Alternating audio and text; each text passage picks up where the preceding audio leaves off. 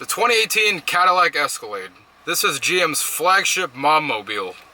A $74,000 Chevrolet Tahoe that puts down horsepower numbers that were figuratively rumored to appease people that did drugs.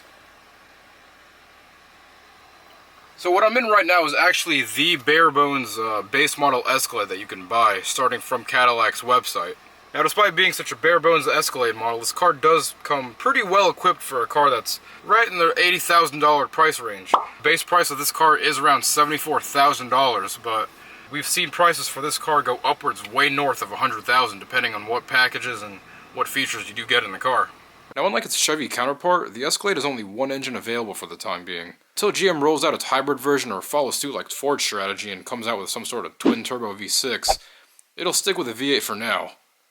The Escalade actually borrows a little bit of Corvette DNA and comes powered by a variant of the LT1 engine. It's called the L86. It's still a 6.2 liter V8, but this time it's good for about 420 horsepower and 460 foot-pound of torque. Believe it or not, you can actually find the same 6.2 liter V8 from the Escalade in a rare version of the Tahoe called the Tahoe RST. MSRP? About $68,000. That's only a couple thousand shy away from the basic model trimmed Escalade. So majority of car enthusiasts do know that Cadillac is sort of like luxury brand arm of the General Motors Corporation. It's pretty much all the Chevrolet cars or the GNC cars, sort of upscale and sort of a tuxedo in a sense. For example, the Escalade is the tuxedo form of the Tahoe, or in some cases, if you do have an ESV Escalade, it's the Suburban. The first thing that stood up to me was the shift lever here. Clunky steering column shifter. Feels exactly, literally 100% just like a basic model Silverado 1500. It doesn't really give you that sense of quality that you're seeking for in a $90,000 SUV. Take, for example, the Mercedes-Benz. Pretty much any model at this point, any basic sedan or like truck that they have, like the GLC or the C-Class or the E-Class. They do have also the same precision-mounted column shifters in those cars, but it's a smaller electronically driven stick. This feels more mechanical, whereas like the Mercedes is more electronic in a sense. It's a flick up and a flick down. Whether it's reverse, neutral, park, here you gotta go through the entire sweeping motion, rowing your own gears, like you're churning butter on the side of your steering wheel or some shit.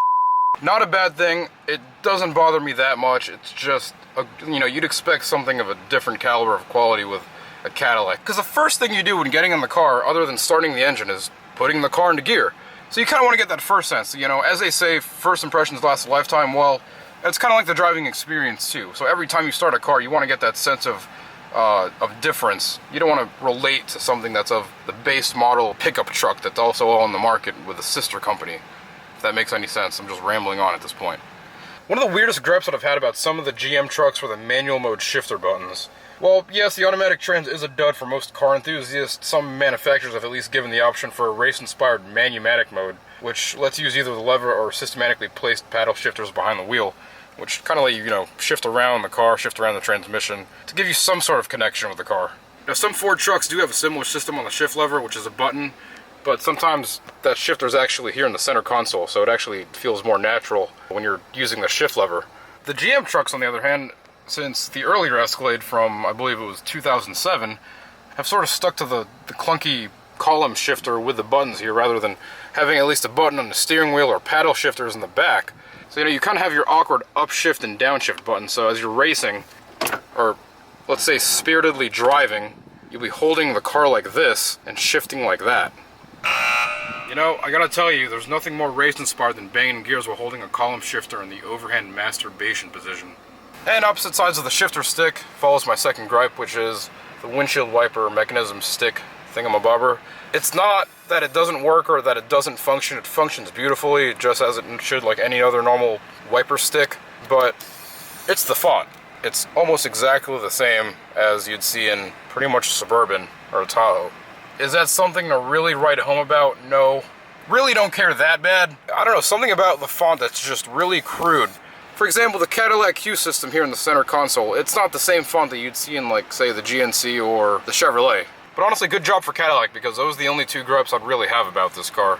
I mean, everyone already complains about this whole system being the whole clunky, touchscreen, weird, vibrating touchpad that Cadillac has to offer. I think they're actually doing away with this system in the newer Cadillacs. I think they're actually going to be physical, pressable buttons. So we're just going to have to wait on that to see what happens. So of course, one of the cool things about the new Escalade is its full digital dash cluster display. We've got RPMs on the left, speed gauge in the middle, and then your message information gauge there on the right, which displays certain different things. You can even leave it as a blank screen and just have the normal sweeping needle gauges. So when the car is in a parking mode, you do have the option to change the center gauge cluster. There's 3 options right now with the standard gauge. With this one's called balanced. So you've got the speedometer, the digital speedometer, and then you have a speed limit indicator, which is that top part there. Depending on what country you are in, the graphic does change. So if you're in Europe, America, Asia, whatever. You can also delete that option and just have, again, the big needle there. And then to the left, it's also configurable just like the other 2 gauges. A couple performance options like transmission fluid temperature and your engine hours, oil pressure also, which all works in real time. Next, you got the proximity warning indicator thing, which tells you how far the next car is in front of you. Kind of reminds me of the Volvo feature. I'm sure other cars have that nowadays. And then you have a nifty tire gauge pressure checker. So you can check all 4 corners of the car in regards to what their tire pressure is without having to get out of the car, actually. So that's kind of a nifty, convenient feature. And of course, if it does go below the recommended minimal inflation for tire pressure, it will give you a warning, just like any other TPMS gauge in any other car. You've also got your oil life to remind you. This is a rental car, so it can really screw people over when it shows people that you can actually just reset by holding the reset button. For example, I'm at 98%, and hey, boom, there you go. I don't have to get another oil change. So you got 3 distinct modes that you have while driving. It's pretty much selected right here by the button. Touring, Sport, last but not least, which is Snow and Ice.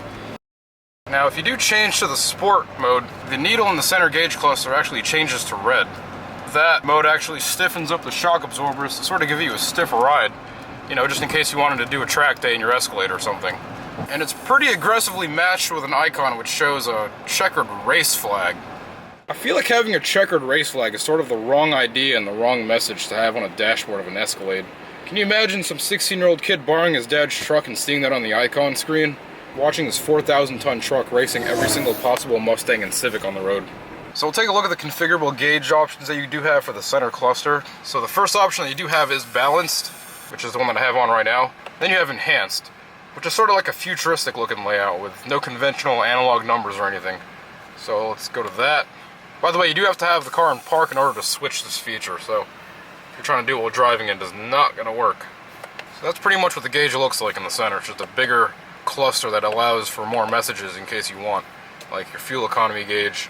And for the more boring type that don't really care about any of that useless information, you have a blank page. And of course, for the left RPM gauge, you do lose the needle, so it's kind of like a liquid filling bar thingamabobber. And of course, one of the more prominent safety features in the car are included are the 360 rear view camera and the top mount camera, which is almost a necessity when you're trying to park a car of this size.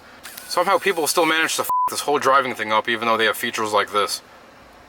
Coming from someone who daily drives a car with about as much cargo space as your pockets, I'd have to say the Escalade was comparable to driving a small house.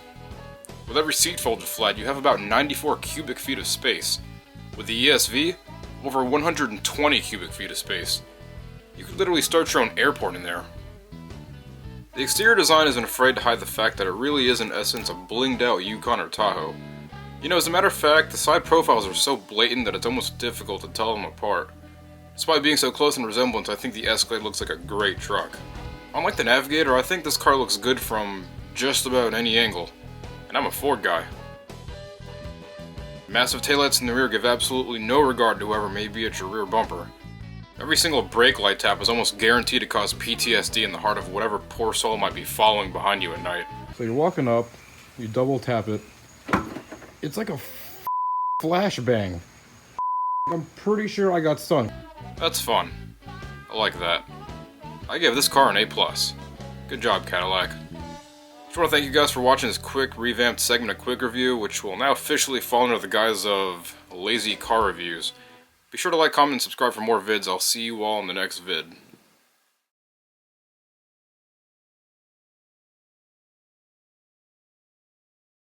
So the 2018 Cadillac Escalade. This is General Motors' flagship luxury vehicle. You know, nothing seems more race-inspired than shifting. Nothing seems more race-inspired than banging gears while holding a shifter in the overhand masturbation position. I gotta tell you, there's nothing more race-inspired than shifting gears in a